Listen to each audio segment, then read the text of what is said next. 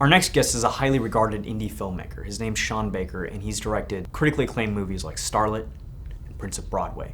However, I didn't see either of those movies. In fact, I only saw them after him and I became friends. I came to know of Sean because he created my all-time favorite TV show.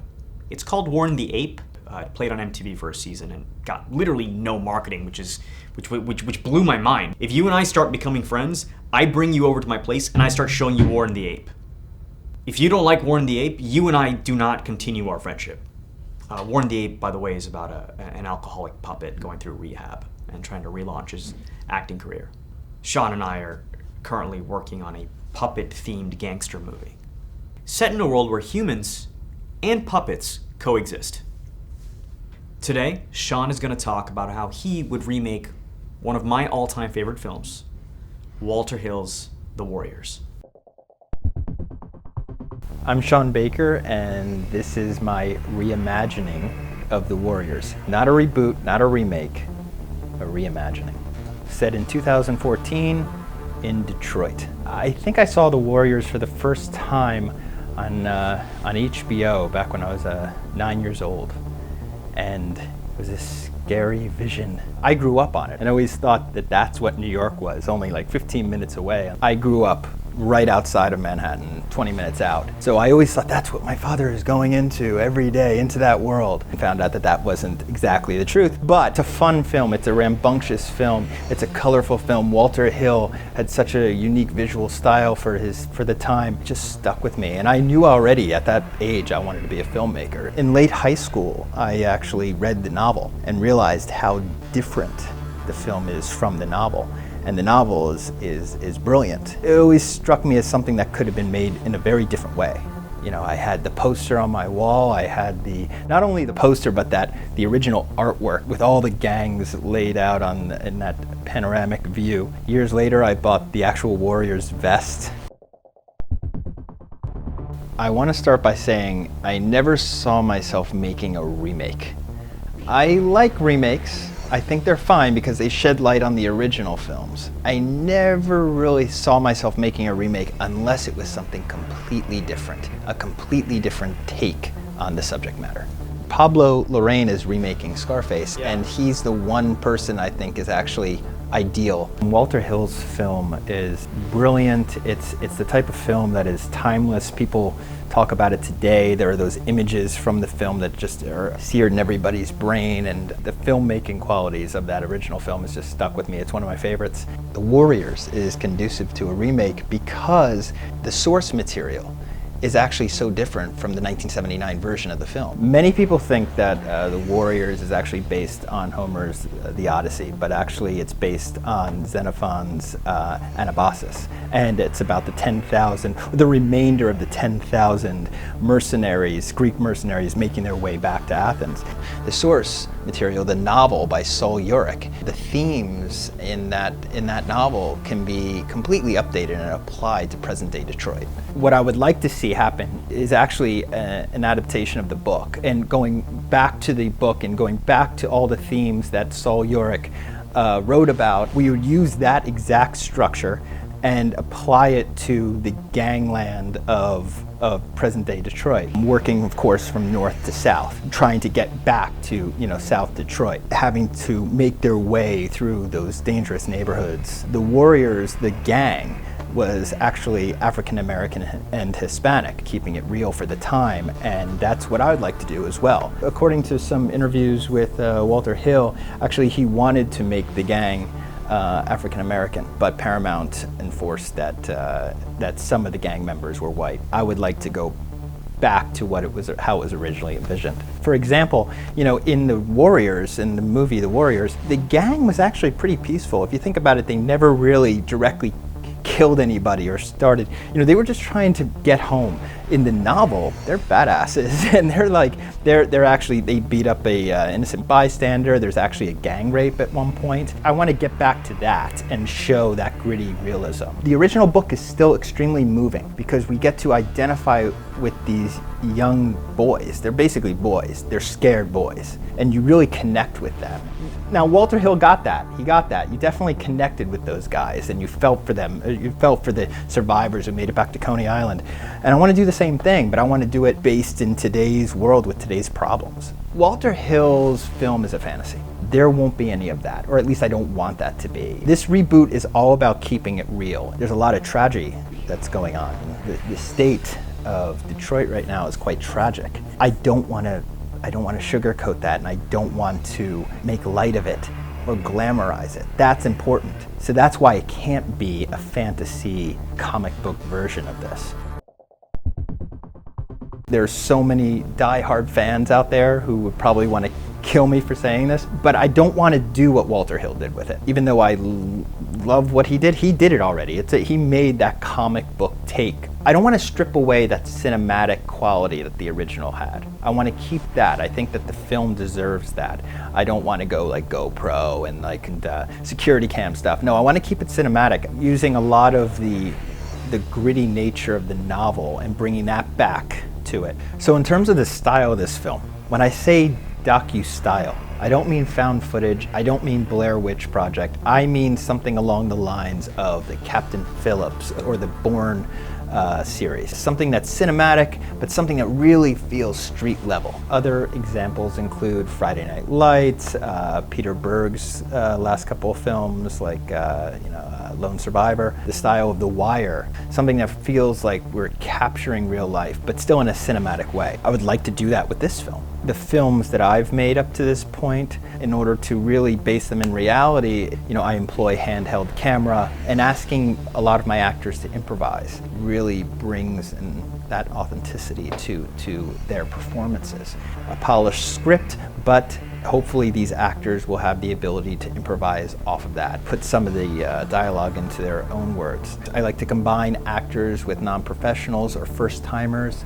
I like to use that documentary style approach to capturing these kids on the run, almost as if there's a camera following them all the way home. Widescreen, 35 millimeter, handheld, really basing it in reality. Not only the visual style, but I think it needs to be grounded in reality a little bit more than how Walter Hill did it. We got to keep it real. It should be an African-American gang. The neighborhoods have to be represented in an accurate way. Detroit has to be shown for what it is currently right now. Production value-wise, it's already set. It's already given to you. Techniques like using natural lighting. The film can't be overlit. It has to look like we're actually shooting in downtown Detroit with the light sources there are. The subway was actually a big element in the original, and unfortunately there's no subway system in Detroit.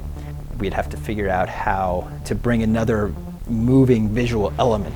Maybe the buses, or they have cars or something, but we're gonna have to bring that, we're gonna have to figure that out, which will be exciting. It is the Motor City, so somehow I guess we have to figure out, work cars into this whole thing. The music, the iconic music of that, who is it, Joe Walsh, that guitar, rock-oriented music that opens up the film, the images of all the different colors and the gangs.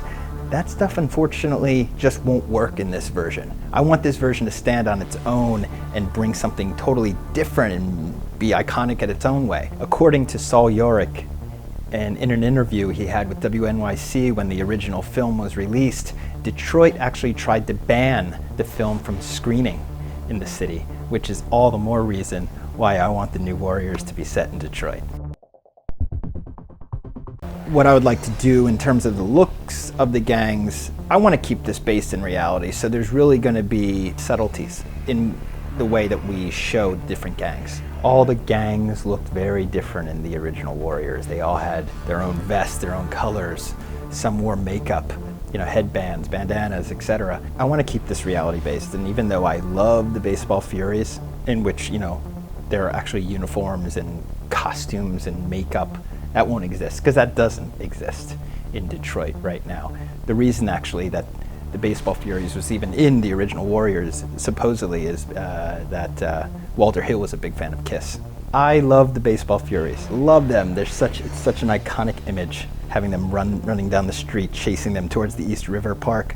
But guess what? They won't exist. Not erase them, but just say, okay, we're not going to expect them with this film. Today, the gangs in Detroit, they wear their normal everyday clothes. So that the way that we would portray their wardrobe, it would just come from real life. The way that the different gangs will be shown was through the subtle differences, the wearing of different colors, hats, etc. These individuals can actually almost blend in to the night because people are wearing, similar things. But of course, a lot of research has to be done, like a creative consultant who would be able to really make sure that we are bulletproof in terms of accuracy.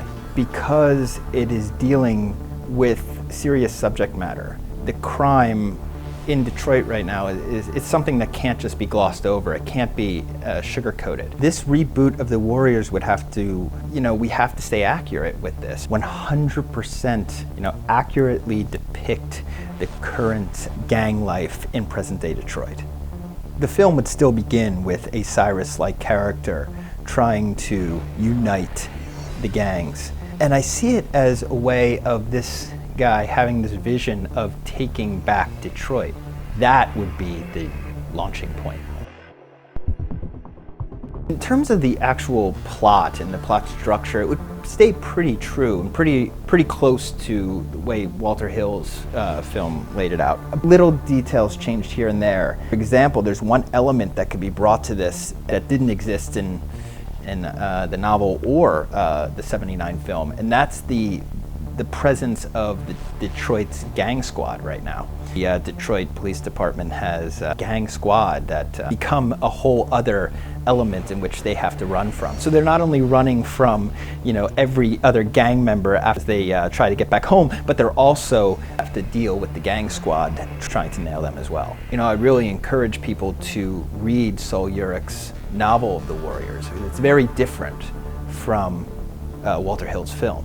And it's much broader in its social criticism. And I would like to bring those elements to this reimagining. For example, the beginning of the film, Cyrus's speech to the 10,000 gang members, it's much longer in the book, and it actually breaks down for the reader exactly why boys join gangs.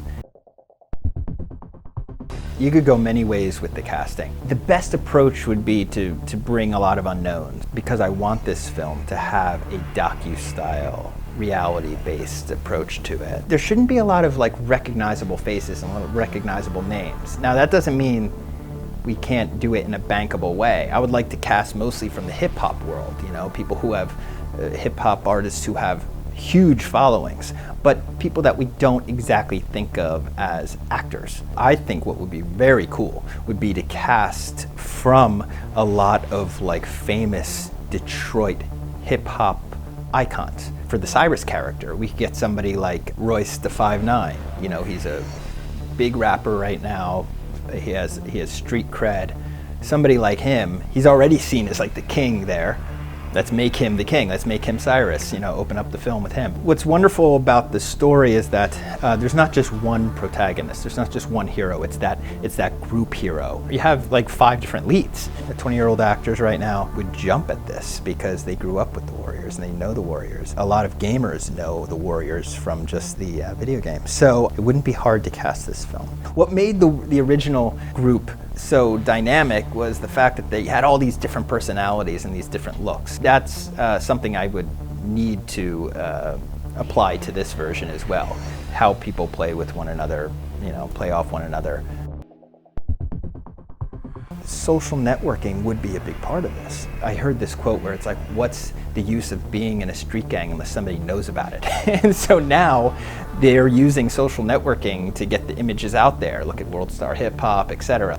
Social networking and technology could be worked into this script in a way in which it's being used right now by the actual gangs. How technology cell phones, computers, the internet, etc., would actually impact the structure. The script has to be figured out. I do know that social networking would have to be a part of this. If you remember in the original film, you had the DJ. Remember the close-up of her lips as she actually told the gangs where the warriors were, and she was actually giving pointers and filling everybody in. Well, guess what? Now it would have to be Facebook, or it'd have to be some other form of social networking, an app perhaps, or that would give us that DJ voice. The city is ripe for a social uprising. And that would be the backbone. Detroit's falling apart in front of our eyes. We're gonna take it back. We're gonna make the city happen. What if Tarantino made a Batman movie? They don't just exist in some writer's head. They're a little too out there. If you'd like me to keep making more, please share this with all your friends. I hope you enjoy them.